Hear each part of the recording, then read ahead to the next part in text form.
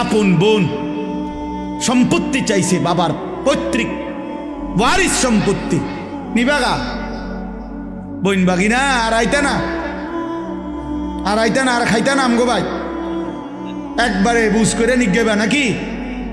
সারা জীবন বড় করলাম, ভাই হিসাবে আদর করলাম, বিয়ে শাদি দিলাম, অনার বাইছেন না, জালেম।